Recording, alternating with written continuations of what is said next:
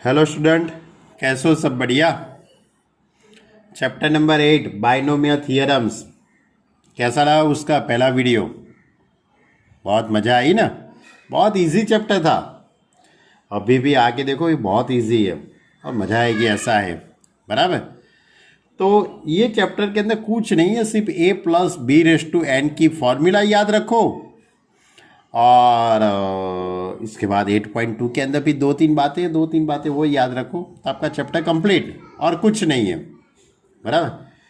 तो हमारा question number 13 हमने लास्ट वीडियो के अंदर एक्सरसाइज 8.1 का 8.1 से 1 से 12 तक के क्वेश्चन सॉल्व किए थे, 1 से 12 तक के। अब हम 13 नंबर का क्वेश्चन आज सॉल्व करेंगे, 13, 14 और इसके आगे की बात करेंगे। तो 13 नंबर का क्वेश्चन इस तरह से, so that 9 raised to n plus 1 minus 8n minus 9 is divisible by 64 whenever n is a positive integer, n is a positive integer। तो ये क्वेश्चन का जो सॉल्यूशन करने के लिए मैं स्टार्टिंग इस तरह से करता हूँ, 9 रेस टू n प्लस 1 का स्टार्ट करता हूँ। तो मैं क्या करता हूँ बच्चे लोग, मालूम है? 9 रेस टू एन प्लस 1 यानी 1 plus 8 raise to N plus 1 लिख सकता हूँ मैं। और 1 प्लस 8 रेस टू एन यानी मैं इसका सॉल्यूशन यानी कि इसका सिंप्लीफाई। फॉर्मूला याद है ना बच्चे लोग? पहले n प्लस 1 सी 0। अब 1 की तो कोई भी पावर होगी तो वो तो 1 ही होगी, वो तो लिखने की आपको ज़रूरत नहीं है। 8 raise to 0 plus n plus 1 C 1, 8 raise to 1 plus n plus 1 C 2, 8 square plus n plus 1 C 3, 8 cube plus dash dash dash n plus 1 C n plus 1, 8 raise to n plus 1। Clear? तो n plus 1 C 0, n plus 1 C 1, n plus 1 C 2, n plus 1 C 3, n plus 1 C n plus 1। दूसरा term 8 है, तो 8 raise to 0, 8 raise to 1, 8 raise to 2, 8 raise to 3, 8 raise to 8 raise to n plus 1। अब n plus 1 0 तो 1 होता है, 8 raise to 0 वो भी 1 होता है, प्लस n प्लस 1 सी 1, उसका आंसर n प्लस 1 होता है, इंटू 8 बाकी के term as it is, n plus 1 C 2 8 square plus n plus 1 C 3 8 cube plus dash dash n plus 1 C n plus 1 यानी कि ये 1 हो जाता है। वो तो आप नहीं लिखेंगे तो भी चलेगा और लिखेंगे तो भी चलेगा। 8 रेस टू n प्लस 1। अब ये 8 का अंदर में मल्टीप्लाई कर देता हूँ तो 8n प्लस 8 हो जाएगा। बराबर। तो इस तरह से होगा 1 प्लस 8n प्लस 8 प्लस, अब ये 8 का स्क्वायर 64 होता है, यहाँ पे 8 क्यूब है तो इसके साथ भी 8 स्क्वायर होगा, यानी ये सभी टर्म में से मैं 8 स्क्वायर कॉमन निकल जाएगा। ये सभी में से मैं 8 स्क्वायर को क्या निकाल लेता हूँ? कॉमन। तो इस तरह से हो जाएगा, सभी में से 8 स्क्वायर कॉमन निकल जाता है तो बाकी रहता है n plus 1 C 2 plus n plus 1 C 3 into 8 plus up to, ये तो 1 ही हो जाता है, नहीं लिखता हूँ मैं, 8 raise to n plus 1 minus 2 हो जाएगा क्योंकि आपने 8 स्क्वायर कॉमन लिया है। तो ये 8n प्लस 9 हो गया। ये पूरा टर्म किसके इज इक्वल टू में है वो भी लिख लेते हैं। देयरफॉर ये पूरा term 9 raise to n plus 1, 9 raise to n plus 1 is equal to 8n plus 9 plus 8 का square 64 into n plus 1 C2 plus n plus 1 C3 8 plus dash dash 8 raised to n minus 1। अब ये दोनों term, इसको इस side ले लेता हूँ मैं, ये दोनों को मैं इस साइड ले लेता हूँ, तो इस तरह से हो जाएगा 9 raise to n plus 1 minus 8n minus 9 is equal to 64। अब ये जो पीछे के टर्म है, ये जो मैंने बड़ा जो ब्रैकेट किया है उसको मैं k सपोज करता हूँ। क्या सपोज करता हूँ बच्चे लोग? k, बराबर, where k is equal to n plus 1 C2 n plus 1 C3 into 8 plus dash dash 8 raised to n minus 1।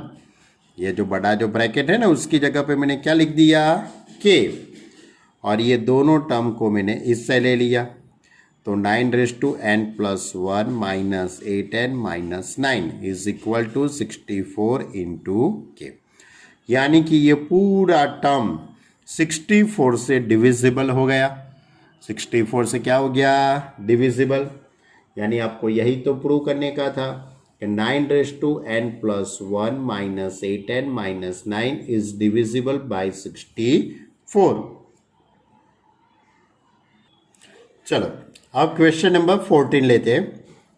Prove that summation of r is equal to 0 to n 3 raise to r into n C r is equal to 4 raise to n, ऐसा आपको prove करना है। कर लेते बच्चे लोग।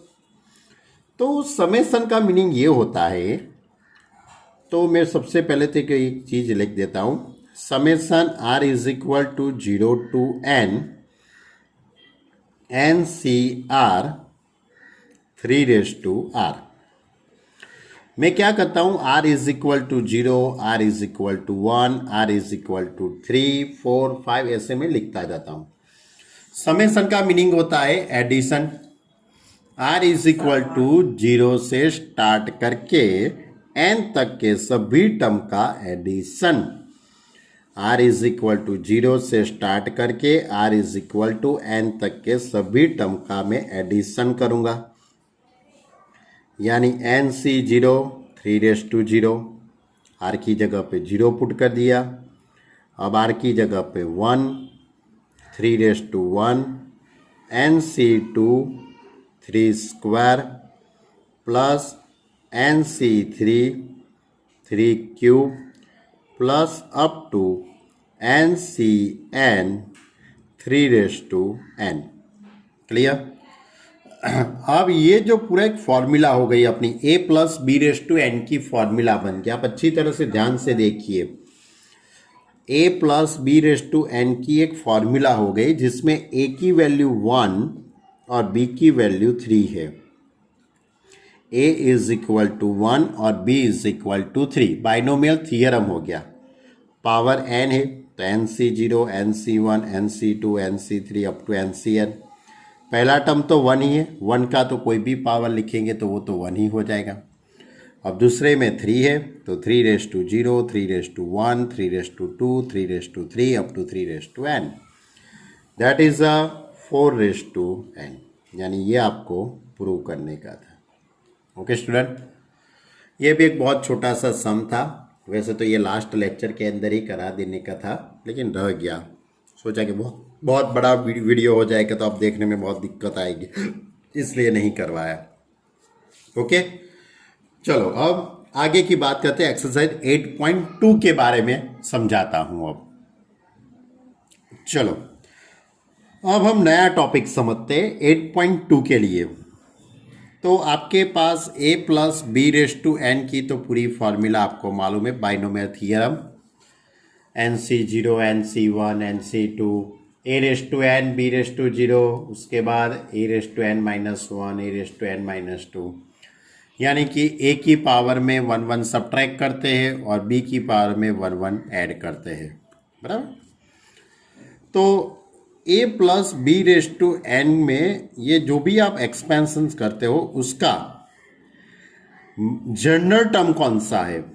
तो ये एक फॉर्मूला है, general term is TR plus 1, यानी कि R plus oneth term, R plus oneth term, R plus oneth term is NCR A raise to N minus R B raise to R।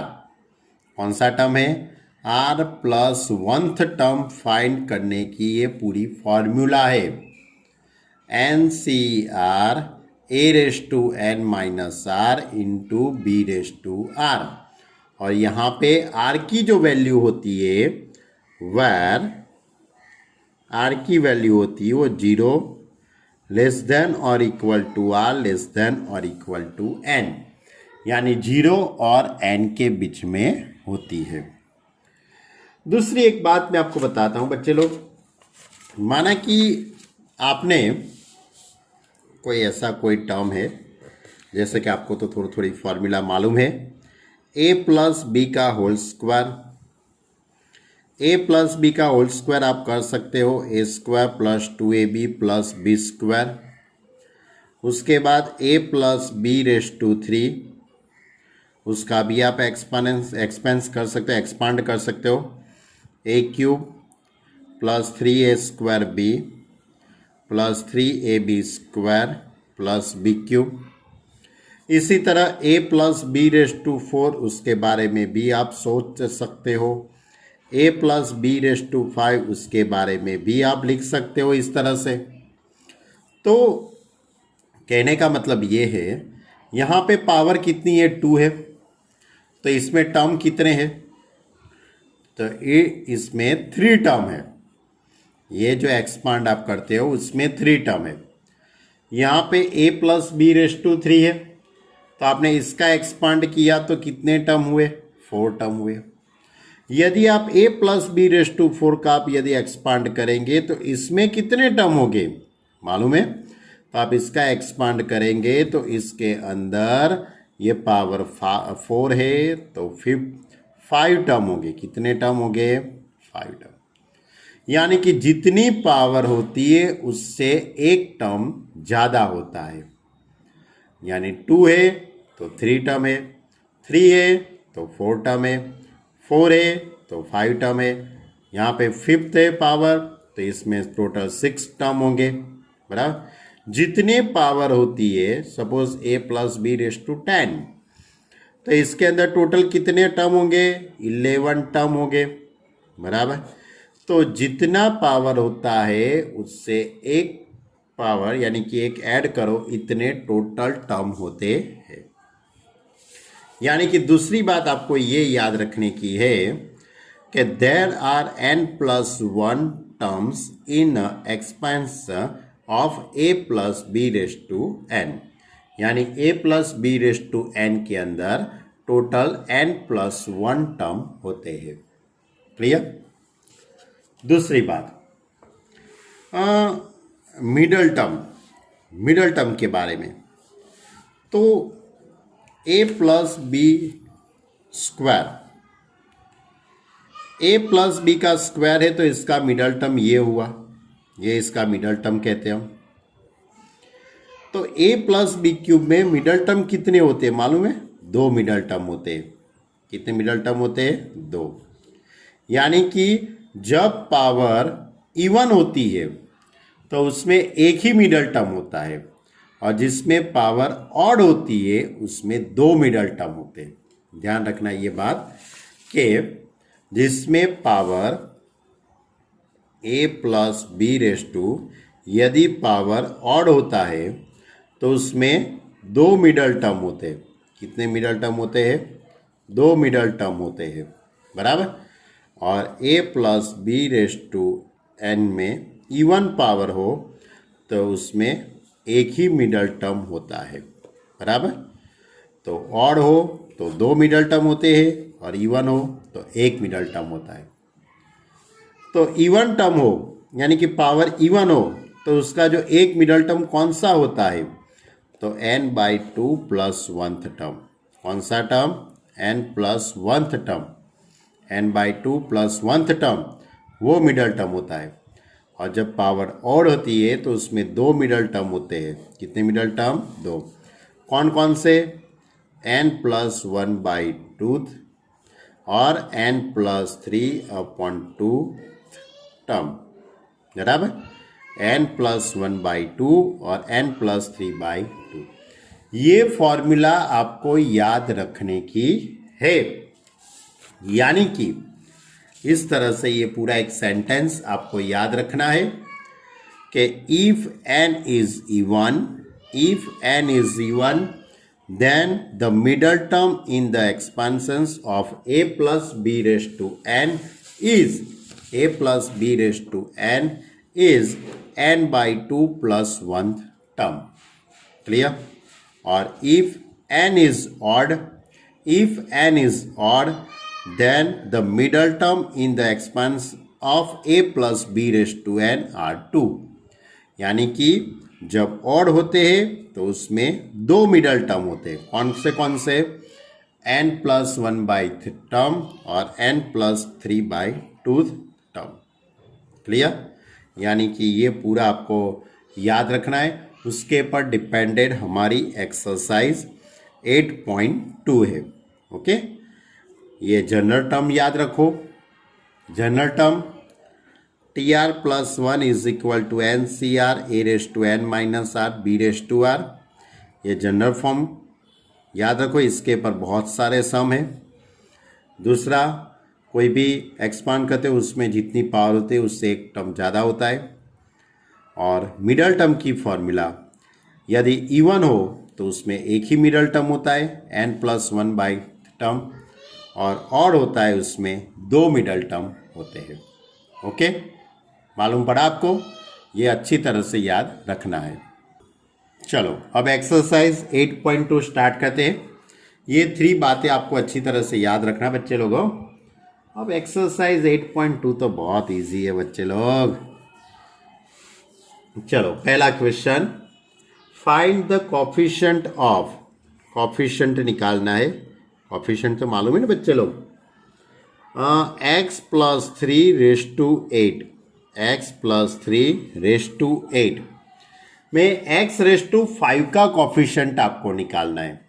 इसका आप एक्सपांड करेंगे तो इसमें x⁵ का coefficient कौन सा होगा? x⁵ का कोफिशिएंट कौन सा होगा वो आपको निकालना है। तो पहले तो आप इसका a+b⁵n के साथ कंपेयर कीजिए। a+b⁵n के साथ कंपेयर करेंगे तो a = x, b = 3 और n = 8। a = x, b = 3 और n = 8। अब TR+1 = NCR a⁻n−r b⁻r। इसके अंदर में वैल्यू रख देता हूँ। TR+1 = 8CR, a यानी x, x⁸ b यानी 3⁻r। तो TR+1 = 8CR 3⁻r into x⁻⁻r। ये पहले लिखा, ये उसके बाद लिखा। अब आपको किसका कोफिशिएंट निकालना है बच्चे लोग? x⁵ का। तो आपको x⁵ बनाने के लिए x⁵ = x⁸ आप इसके साथ कंपेयर कीजिए। x⁸ = x⁵ इसके साथ कंपेयर करेंगे तो 5 = 8−r, पावर को कंपेयर कर दिया तो r =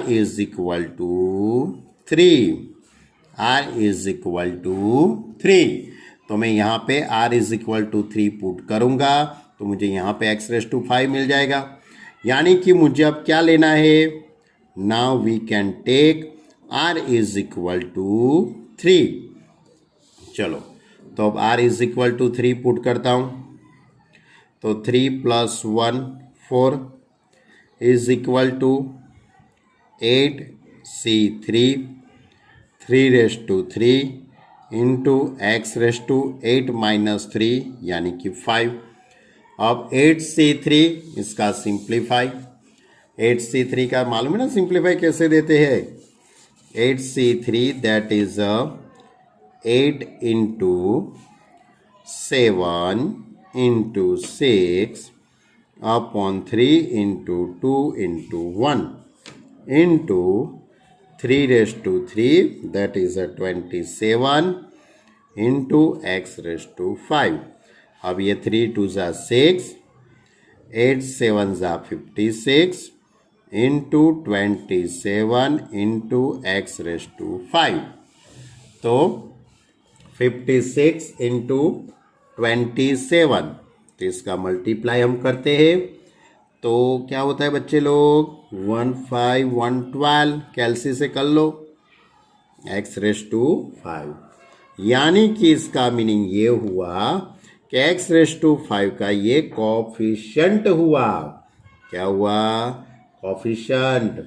आपको क्वेश्चन के अंदर यही निकालना है, coefficient of x⁻5 is equal to 1512। Clear? Okay, चलो सेकंड नंबर का क्वेश्चन। सेकंड नंबर के क्वेश्चन में a-2b⁻12, a-2b⁻12, उसमें a⁻5 और b⁻7 का, a⁻5 और b⁻7 का कोफिशिएंट निकालना है। तो इसको मैं इस तरह से लिख सकता हूँ, a + -2b लिख दूँ ⁻12। अब ये a और ये दूसरा -2b, n is equal to 12। तो tr+1 is equal to ncr a⁻n-r b⁻r। ये फॉर्मूला है, इसके अंदर मैं वैल्यू पुट करता हूँ। tr+1 n यानी 12 cr a⁻12 - r और b की जगह पे -2b है, -2b⁻r। अब is equal to 12 cr a⁻12 - r -2r into b⁻r। अब ये -2r पहले लिख दूंगा मैं, -2r into 12 cr a⁻12 - r into b⁻r। अब कोफिशिएंट किसका निकालना है आपको, a⁻5 और b⁻7 का। आपको कोफिशिएंट किसका निकालना है बच्चे लोग, a⁻5 b⁻7, तो is equal to a⁻12 - r b⁻r। हम इसका कंपेयर करेंगे तो r इज इक्वल टू 7। तो अब मैं क्या करूँगा, r इज इक्वल टू 7 में पुट कर देता हूँ, r is equal to 7 put करता हूँ तो t8 हो जाएगा। क्या हो जाएगा, t8। क्यों, क्योंकि ये tr+1 है, तो r is equal to 7 put करूँगा तो t8 यानी कि 8वां टर्म हो गया, 8th टर्म हो गया, -2�7 12c7 a⁻7 पुट करूँगा तो 12 - 7 5 b⁻7। अब t8 इज इक्वल टू -2�7 यानी कि -128। अब 12c7 यानी कि मैं 12c5 भी लिख सकता हूँ, 12c5 भी लिख सकता हूँ। और a⁵ b⁵7। तो T8 is equal to -128, 12 multiply 11 multiply 10, 9, 8 upon 5, 4, 3, 2, 1। तो a⁵ इंटू b⁵7, 1, 2, 3, 4, 5। ओके, हो गया, बराबर है। अब कैलसी से इसका सिंप्लीफाई करो बच्चे लोग। कैलसी से सिंप्लीफाई करेंगे तो 101376 इतना आता है, a⁵ b⁵7, यानी कि a⁵ b⁵7 का ये कोफिशिएंट हो गया। क्लियर? चलो अब क्वेश्चन नंबर 3 लेते हैं। Right the general term in the expansions, बराबर एक्सपेंशन जनरल टर्म लिखना है x² - y⁻6। इसका जनरल टर्म ही लिखना है और कुछ नहीं करना है। यानी कि मैं इसको इस तरह से लिख सकता हूँ x² + y⁻6, यानी इस तरह से रेशटू में 6 यानी ऊपर आएगा पावर। यानी कि पहला टर्म क्या हो गया, a is equal to x², b is equal to -y और n इज इक्वल टू 6। सिर्फ आपको जनरल फॉर्म ही लाना है। तो मेरे पास ये जो फॉर्मूला है TR+1 is equal to NCR a⁻n−r b⁻r। ये फॉर्मूला में मैं वैल्यू पुट करता हूँ। तो TR+1 n की जगह पे 6, तो 6CR a यानी x² 6 -r b that is -y⁻r। तो 6CR x⁻² का मल्टीप्लाई करूँगा तो 12 - 2r -1/r इंटू y⁻r। अब ये -1/r मैं पहले पुट करता हूँ, तो इस तरह से होगा -1/r into 6CR x⁻12 - 2r into y⁻r। यानी कि ये जनरल फॉर्म हुआ। सिर्फ इतना ही करना है आपको कि जनरल टर्म ही लिखने का था और कुछ नहीं था। ऐसा ही 4th नंबर का सम भी ऐसा ही है।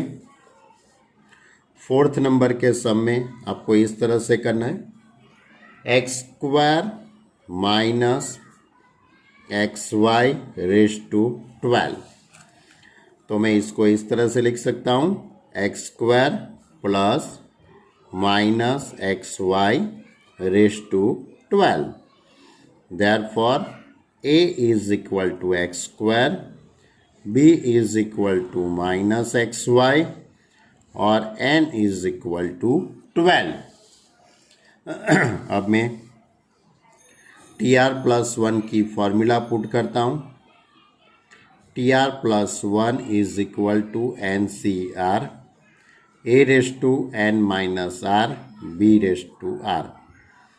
तो TR+1 is equal to n that is 12, 12CR a that is x²⁻12 -r b that is -xy⁻r। अब ये 2 का अंदर मल्टीप्लाई करूँगा, ये माइनस है यानी कि -1/r x⁻r y⁻r ऐसा लिखूँगा, यानी कि इस तरह से होगा। तो 12CR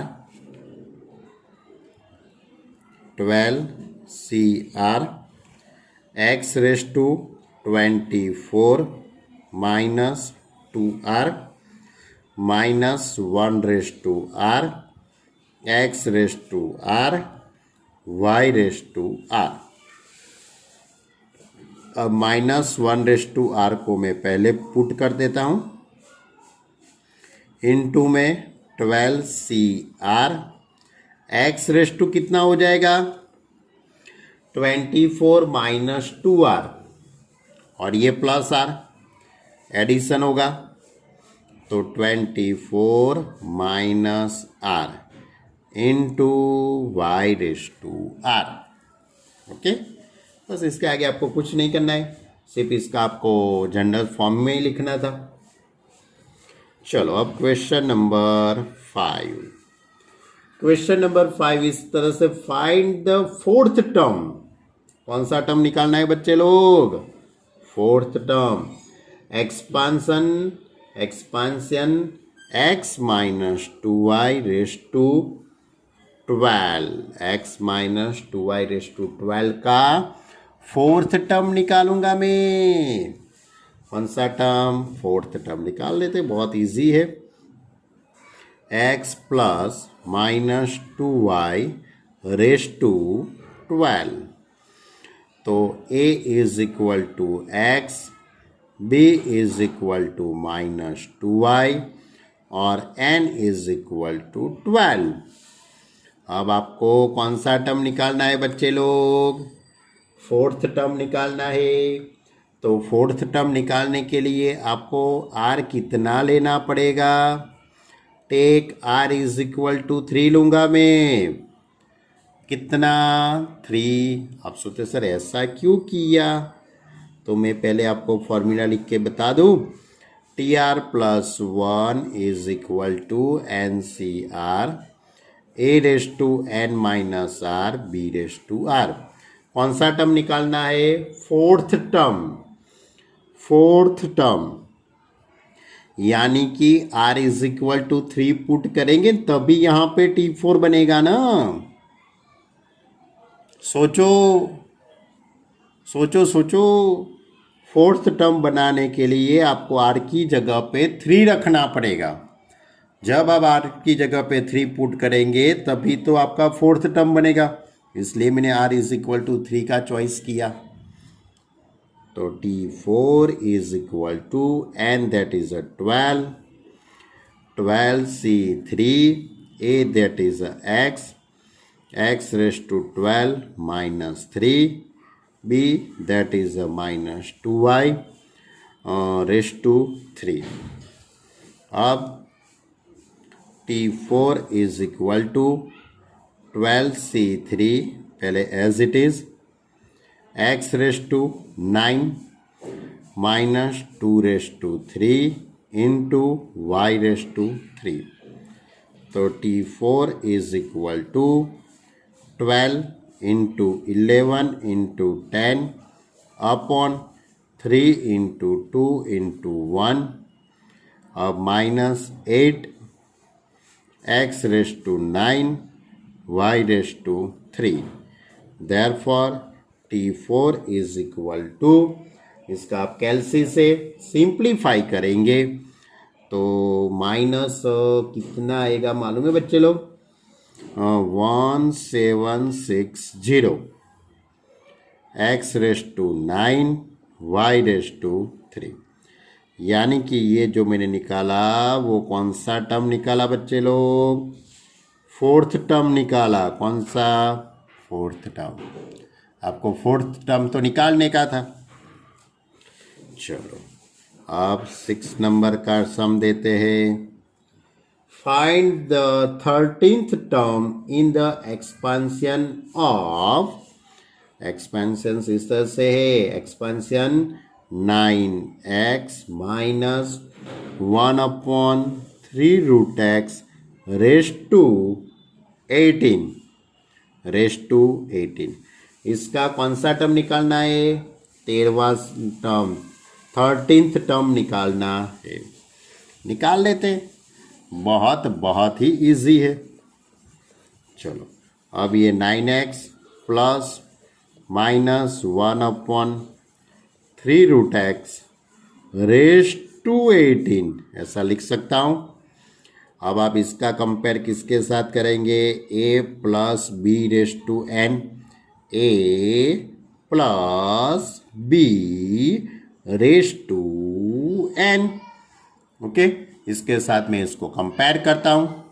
चलो कंपेयर किया तो a is equal to 9x, b is equal to -1/3√x, n is equal to 18। और आपको कौन सा टर्म निकालना है बच्चे लोग, 13th टर्म, 13वां टर्म निकालना है। तो 13 टर्म निकालने के लिए आपको r इज इक्वल टू 12 लेना पड़ेगा। r इज इक्वल टू 12 लेंगे तो भी तो 13th टर्म बनेगा। चलो अब TR+1 की फॉर्मूला NCR a⁻n−r b⁻r।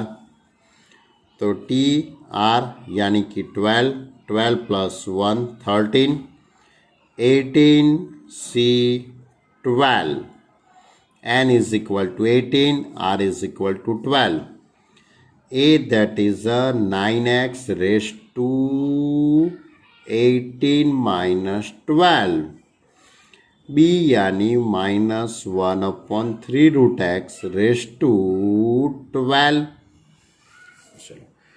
अब सभी को मैं सिंप्लीफाई देता हूँ। पहले 18 से 12 को एज इट इज़ रहने देते हैं, उसको अभी कोई कुछ अभी इसके साथ हम बात नहीं करते हैं। T13 18 से 12, अब ये हो जाएगा 9x रेज टू 6 हो जाएगा, ये -1 रेज टू 12 हो जाएगा, यहाँ पे 3 रेज टू 12 हो जाएगा और √x रेज टू 12। ये सब रूल्स मालूम है ना आपको, जब आप छोटे थे तब ऐसे रूल्स आते थे कि ये जो पावर है वो सभी को हम दे सकते हैं, अलग अलग सेपरेट पावर दे दिया सभी को। चलो अब 18 से 12 यानी 18 से 6 लिख दूँ बच्चे लोग, 18 - 12 यानी कि 6। अब ये 9 raise to 6 x raise to 6 लिख सकता हूँ, -1 रेज टू 12 +1 ही होगा, यहाँ पे 3 raise to 12 as it is, √x यानी x रेज टू 1/2 उसके पर 12 है। अब 18 से 6 इसका मैं अब वैल्यू निकाल देता हूँ, 18 × 17 16 15 14। अब एक लिखना पड़ेगा 13/6 5 4 3 2 1। ये 9 रेज टू 6 यानी 3 का स्क्वायर, उसके पर 2 है पावर यानी 3 रेज टू 12 हो जाएगा, x raise to 6 upon 3 raise to 12 into x raise to 6। तो 3 raise to 12 x raise to 6 ये दोनों कट हो जाएंगे, तो आपके पास रहेगा इसका कैलसी से भाई सिंप्लीफाई दो।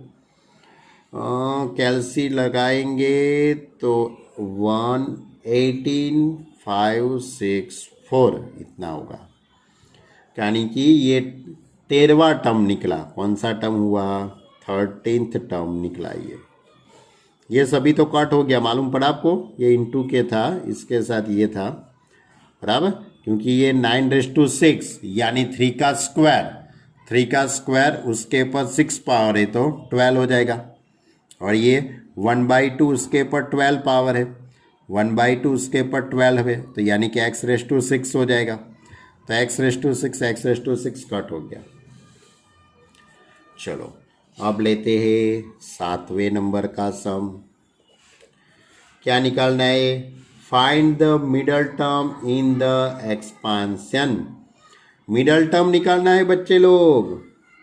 मिडल टर्म के लिए मैंने अभी बात की थी आपसे, 3 - x³ / 6 रेज टू 7। मैं इसको पहले तो इस तरह से लिख दूँ, 3 + -x³ / 6 रेज टू 7। तो a plus B raise to n हो गया। क्या हुआ? a plus B raise to n. अब मिडल टर्म के लिए पहले तो आपको n देखना पड़ेगा। n कितना है? 7 है। ये a और b, तो पहले मैं ये लिख देता हूँ। a is equal to 3, a is equal to 3, b is equal to minus x cube upon 6, n is equal to 7 is a odd number है। ये कौन सा है? ऑड। जब पावर ऑड होते हैं तो उसमें दो टर्म होते हैं, दो मिडल टर्म होते हैं। There are two middle terms होते हैं। There are two middle terms. कौन सा? मैंने फॉर्मूला लिखाई थी ना, n प्लस 1/2 टर्म और n प्लस 3/2 टर्म, यानी ये दोनों मिडल टर्म है। अब आपके पास n इज इक्वल टू 7 है, तो 7 प्लस 1/2 यानी 8/2 यानी कि फोर्थ टर्म होगा। और यहाँ पे 7 प्लस 3 10/2 यानी कि फिफ्थ टर्म होगा। That is middle term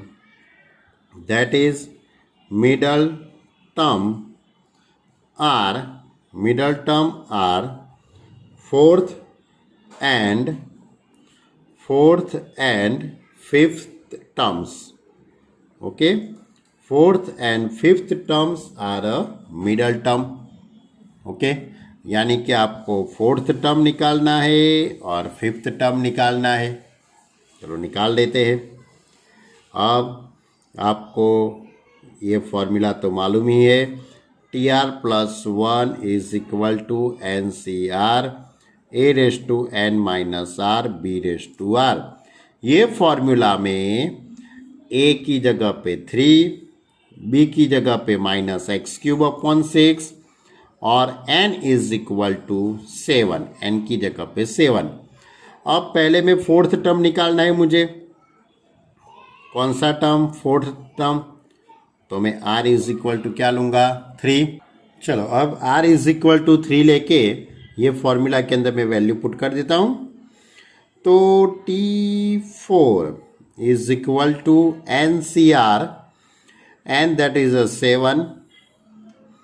7C3 A यानी कि 3 raise to 7 minus 3 B that is minus x cube upon 6 raise to R यानी कि 3। अब T4 is equal to 7C3, यहाँ पे हो जाएगा 3 रेस टू 4 और ये माइनस एक्स रेस टू 9 हो जाएगा बच्चे लोग। माइनस एक्स रेस टू 9, 3 3 ज़ा 9 अपॉन 6 रेस टू 3। अब इसका सिंप्लीफाई देता हूँ। 7C3 7 into 6 into 5 upon 3 into 2 into 1। अब 3 raise to 4 minus X raise to 9 upon 6 raise to 3। अब इसका सिंप्लीफाई देते हैं कैलसी से, तो ये माइनस में पहले लिख देता हूँ, पहले मैं माइनस लिख देता हूँ। उसके बाद सभी का हम सिंप्लीफाई देंगे, काट कूपी करेंगे तो कितना आएगा मालूम है बच्चे लोग? 105 upon 8 X raise to 9। 105 X raise to 9 upon 8। Clear? Okay, अब मैं फिफ्थ टर्म निकालूंगा क्योंकि ये एक्सपेंशंस के दो मिडल टर्म है। कौन सा? एक फोर्थ नंबर का और फिफ्थ नंबर का। चलो अब फिफ्थ नंबर का टर्म निकालूंगा। इसके लिए मुझे r इज इक्वल टू 4 लेना पड़ेगा। r is equal to 4 take T5, वो अपनी जो फॉर्मूला थी NCR यानी 7C4 A raise to n minus R यानी 3⁻7 - 4, b⁻r, b यानी -x³/6⁴। अब इसका सिंप्लीफाई देता हूँ। 7c4 यानी 7 × 6 × 5/3 × 2 × 1। यहाँ पे हो जाएगा 7 - 4 3। अब -⁴, माइनस की 4 पावर पॉजिटिव होती है, यानी कि x⁴/6⁴। अब ये सभी का मैं सिंप्लीफाई दूंगा तो क्या होगा 35/48 x⁴ यानी कि ये जो एक्सपांस था उसके अंदर ये 5वां नंबर का टर्म मिडल टर्म था। चलो एक और मिडल टर्म का सम है बच्चे लोग, 8th नंबर का। इस तरह से है x/3 + 9y⁻10। इसका मिडल टर्म आपको निकालना है। तो a = a + b⁻n के साथ कंपेयर कर दो। तो a = x/3, b = 9y, n = 10. n = 10 is a even number. Even number होता है तो उसमें मिडल टर्म कितने होते हैं? एक ही मिडल टर्म होता है ना। मैंने आगे एक वो नोट लिखाई थी कि जब इवन होती है पावर तब उसको एक ही मिडल टर्म होता है। There is one middle term.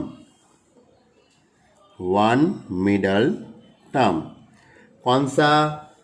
तो n+1/2 वन टर्म। कौन सा टर्म होगा middle term?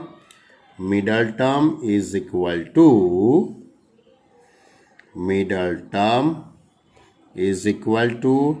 n/2 + 1th term. Okay, तो n की जगह पे 10 पुट कर दो। तो 10/2, 5 + 1 यानी 6 नंबर का होगा। सिक्स्थ टर्म होगा, वो मिडल टर्म होगा, बराबर। और 6 नंबर का टर्म निकालने के लिए आपको r कितना लेना पड़ेगा? r =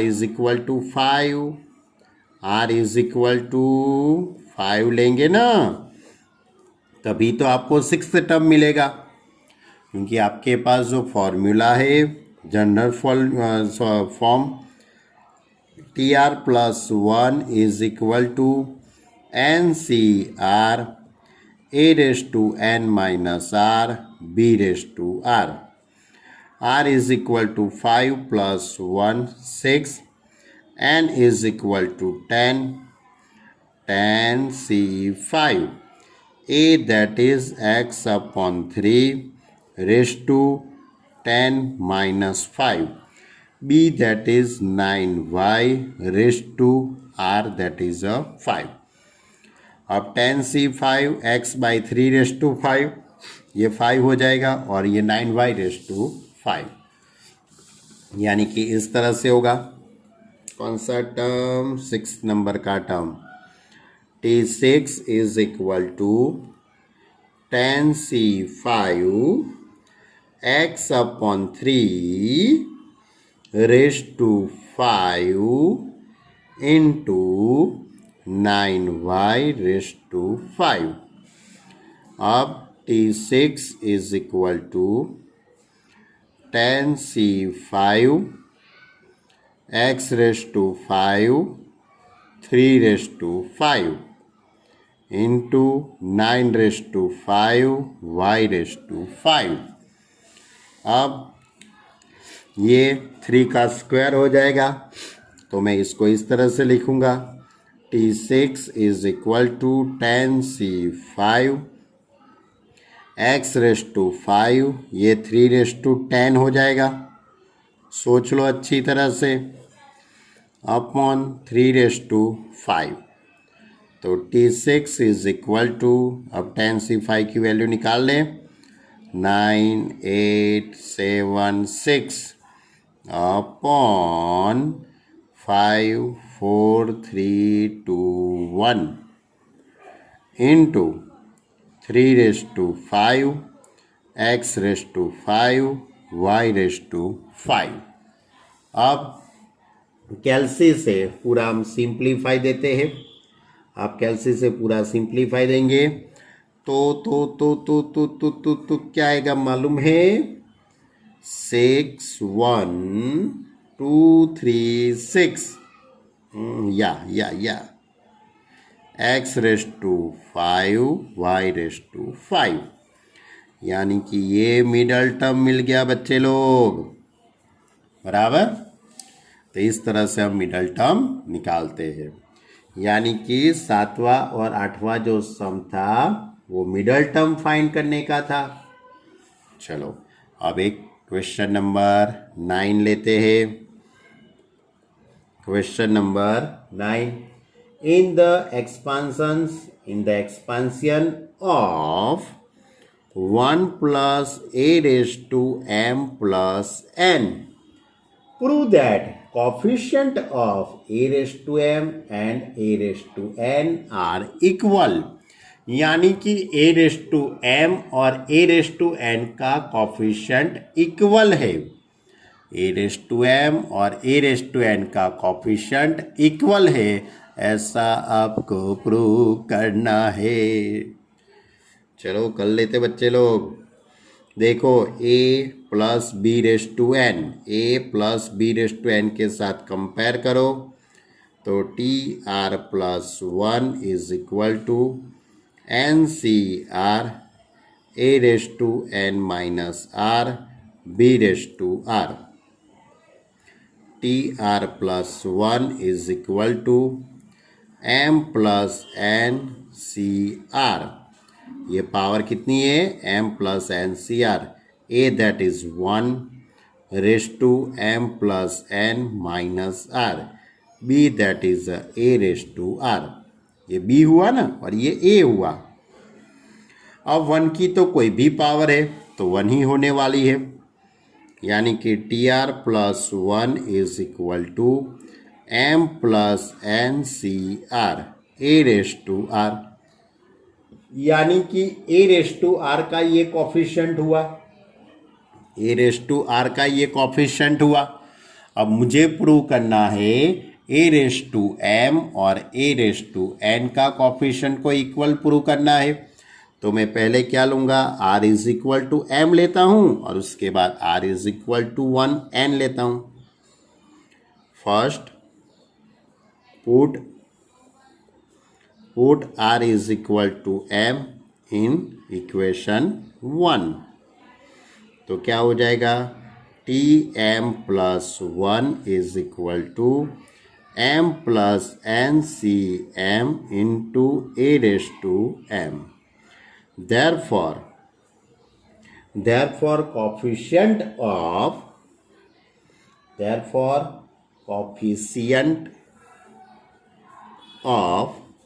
a raised to m is equal to m plus NCm, a raised to m का ये कोफिशिएंट हुआ। अब मैं क्या करता हूँ बच्चे लोग, अब मैं ये जो टर्म है उसमें put r is equal to n in result number 1, r is equal to n लेंगे तो Tn+1 is equal to m plus NCn a raised to n। तो कोफिशिएंट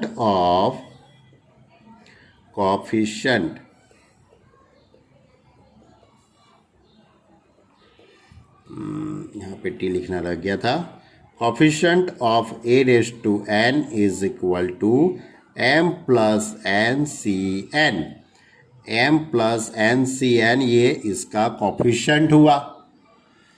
अब मैं क्या करता हूँ, अब एक ही स्टेप IMP है, आपको प्रूव करना है ये दोनों इक्वल है, ऐसा आपको प्रूव करना है कि a⁻m का कोफिशिएंट और a⁻n का कोफिशिएंट दोनों इक्वल है, ऐसा आपको प्रूव करना है। तो वो प्रूव करने के लिए बच्चे लोग मैं क्या करूँगा मालूम है, इसके अंदर मैं एक फॉर्मूला अप्लाई करता हूँ। कौन सी फॉर्मूला? बहुत पुरानी फॉर्मूला है, पुरानी तो वैसे नहीं है, आपको मालूम ही होगा। ऐसा एक टर्म मैंने आपको समझाया था 7th चैप्टर के अंदर कि NCR is equal to NCn-R। ये था ना, NCR is equal to NCn-R। ऐसा हम लिख सकते हैं, जैसे कि आपके पास 22C8 लिखा हो तो हम क्या लिख सकते हैं, 20C22-8 ऐसा लिख सकते कि नहीं लिख सकते। इसमें से 8 को सब्ट्रैक्ट कर दो तो 8 चला जाएगा तो क्या रहेगा, 16 नहीं 14, बराबर भैया। तो ऐसा हम कर सकते हैं। तो यही बात मुझे ये सम के अंदर करने की है बच्चे लोग। m plus NCn is equal to, ये फॉर्मूला में अप्लाई करता हूँ तो m plus n minus n cut हो जाएगा तो m प्लस NCm हो गया इक्वल। ये किसका कोफिशिएंट था, a⁻m का कोफिशिएंट था, यानी कि a⁻m का कोफिशिएंट और a⁻n का कोफिशिएंट कैसा हो गया, इक्वल। यानी कि coefficient of a⁻n m plus NCn, इसमें मैंने ये फॉर्मूला अप्लाई कर दी, ये फॉर्मूला मैंने यहाँ पे अप्लाई कर दी, NCn-R, यानी कि इन दोनों का सब्ट्रैक्शन। तो इन दोनों का सब्ट्रैक्शन इधर आएगा, n कट हो गया तो m प्लस NCm, और m प्लस NCm किसका कोफिशिएंट है बच्चे लोग, कोफिशिएंट ऑफ a⁻m। किसका कोफिशिएंट है, कोफिशिएंट ऑफ a⁻m। यानी कि आपको यही तो प्रूव करने का था बच्चे लोग कि coefficient of a⁻n is equal to coefficient of a⁻m। Okay, hence coefficient of a⁻m is equal to coefficient of a⁻n। हो गया प्रूव। तो आज हम यहाँ तक बातें रखते हैं बच्चे लोग। इतनी बातें आप अच्छी तरह से तैयार करो, इसको अच्छी तरह से सॉल्व करो, उसके बाद हम एक्सरसाइज 8.2 को आगे ले जाएंगे। यानी कि आज मैंने क्या किया, 8.1 कंप्लीट किया और एक्सरसाइज 8.2 के 1 से 9 तक के क्वेश्चन हमने सॉल्व किए। ओके, सभी स्टूडेंट बहुत अच्छी तरह से शांति से वीडियो देखना। नहीं मालूम पड़ता है तो तुरंत आप मेरा कांटेक्ट कर सकते हो, बराबर, तुरंत आप मेरा कांटेक्ट कर सकते हो, तो मैं आपको समझा दूंगा। ओके स्टूडेंट, होमवर्क करना हो, होमवर्क में लापरवाही मत करना, अच्छी तरह से होमवर्क करना बच्चे लोग, बराबर। 2 टाइम्स 3 टाइम्स आपकी मर्जी हो, लेकिन 2 टाइम्स तो करना ही कम से कम, तो मालूम पड़े कि क्या है, बराबर। Okay student, bye.